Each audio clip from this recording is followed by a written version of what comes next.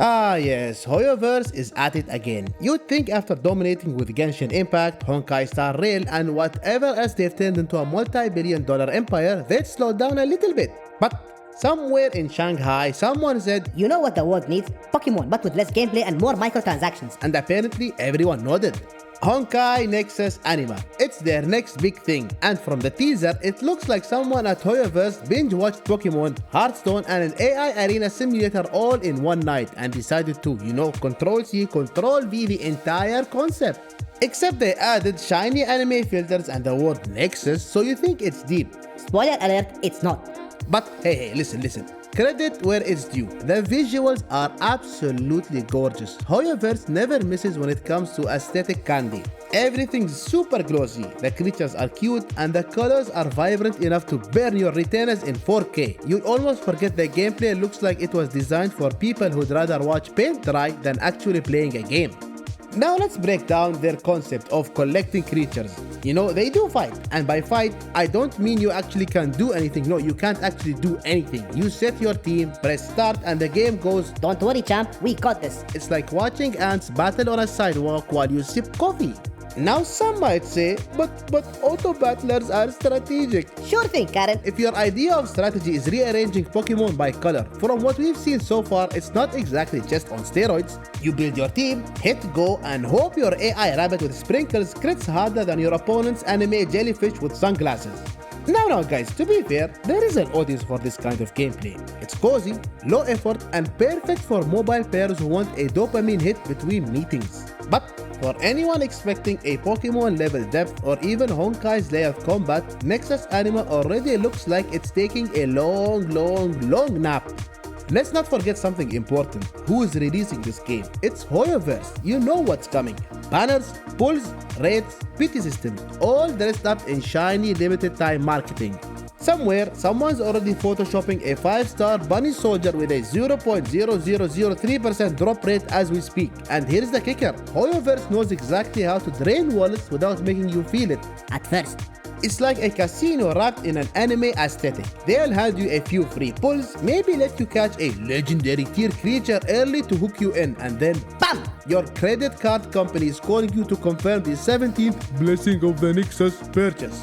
But I'll give them this. If they follow Star Rail's example, the gacha might not be aggressively predatory. Players might actually feel rewarded for free-to-play grinding. For about 12 hours anyway. After that, get ready to choose between food, rent, and Casio Rolex, the mythical hamster legend.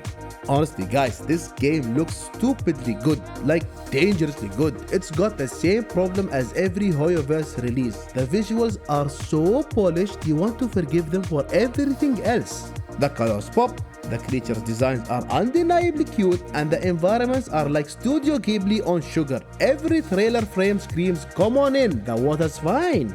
But underneath that pastel perfect machine, a monetization machine that's ready to squeeze every drop out of you like a Capri Sun.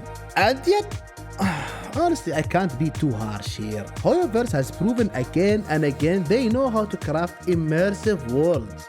If they even pour half the storytelling and music magic from Honkai Impact or Star Rail into Nexus Anima, there's a real chance it could stand out. Of course, that depends on whether they want this to be an actual game or just an adorable wallet vacuum. I won't lie here guys, I have a bit of mixed feelings on the auto battler mechanics.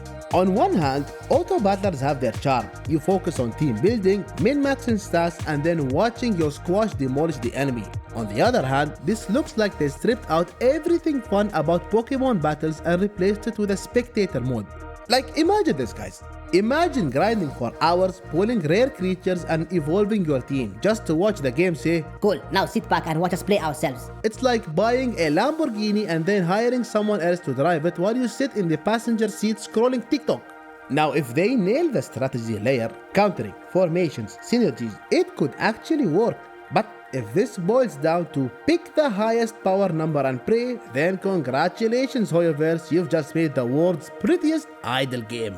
Sign-ups are open for the Nexus Bond test, but don't get too excited. It's in 5 languages, limited access, and every shred of progress gets wiped when the testing ends. Perfect!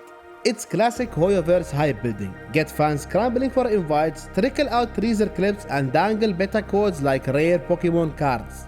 They know exactly how to make people feel like they're missing out, and you will until the inevitable second beta, third beta, soft launch, full launch, and then 6 months later, the Paid anniversary bundle. But if you really think about it, closed betas are, useful. If players scream loudly enough about broken systems, HoYoverse has a track record of fixing things fast. Then again, they also have a track record of doubling down on gacha, so choose your fighter.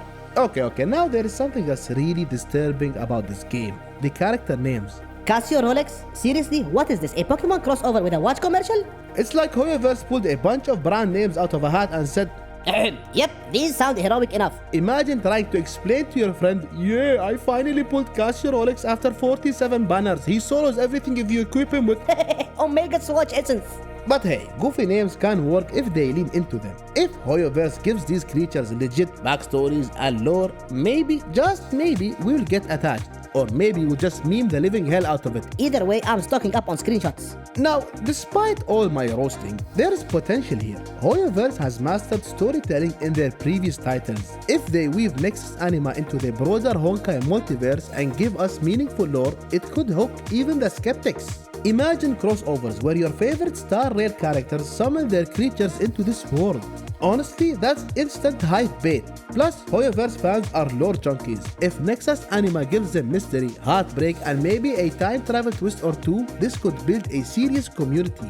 And if they deliver compelling events and creature evolutions instead of pure cash grabs, Nexus Anima could avoid being labeled a Pokemon knockoff and become its own thing. Now that's the best case scenario, but I wouldn't bet your mortgage on it. Now let's talk about the fans' reactions. The early fan reactions are, let's call it cautious laughter. The moment you slap Auto Battler, Creature Collector, and HoYoverse into the same sentence, people clutch their wallets like their lives depend on it. Social media is already memeing Nexus Anima into oblivion. Genshin Mon, Pokemon, Impact. And honestly, they're not wrong. The comparisons are unavoidable, and the pressure is on HoYoverse to prove this isn't just another Pokemon Go, but for your bank account too. Now that being said, hype always wins. The moment closed beta codes drop, Twitter will be flooded with flex posts, tier lists, and my 5-star bunny just wiped the arena clips. Gamers can resist gacha for exactly 0 seconds. Now let's go back to the gacha aspect a little bit. HoYoverse didn't make Nexus Anima to give you free serotonin. This game exists to create a brand new species of gamer, the creature collecting whale. You thought Genshin's constellation whales were scary? Get ready to meet people dropping $5,000 just to max out Shimmer Fox version 3 on day 1. And here's the kicker, they'll probably make it look fair. They'll toss you just enough freebies to lull you into thinking you can Grind your way to victory. right before locking the real meta creatures behind event limited banners with rates lower than your chances of finding a PS5 at retail price.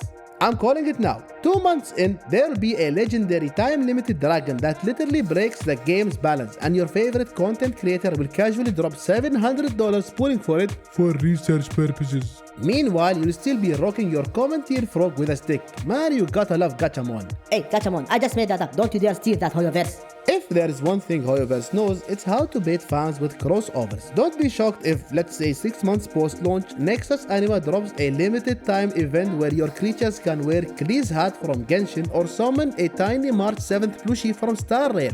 Fans will eat that up faster than free Primo Gems. And that's where the real power of Nexus Anima lies. It doesn't have to compete with Pokemon if it builds its own Honkai multiverse ecosystem. Imagine unlocking creatures tied directly to lore events across all HoYoverse games. It's honestly brilliant marketing and an instant hype train. Assuming they don't lock it all behind, buy 80 Nexus crystals for $99.99. Plus, the community thrives on chaos. We will get meme builds, busted synergies, and infinite damage rabbit combo YouTube guides. HoYoverse knows this, and they'll absolutely feed us broken mechanics just long enough for us to post TikToks before they nerf everything into the ground. So, what's the takeaway? Honkai Nexus Anima is shaping up to be HoYoverse's cutest Cash grab yet. Sure, it's visually stunning, polished to oblivion, and has potential for amazing lore. But Its gameplay screams minimal effort and the looming gacha is impossible to ignore. If you're a HoYoverse fan, you'll probably sign up for the beta anyway. If you're a Pokemon purist, you'll probably scoff.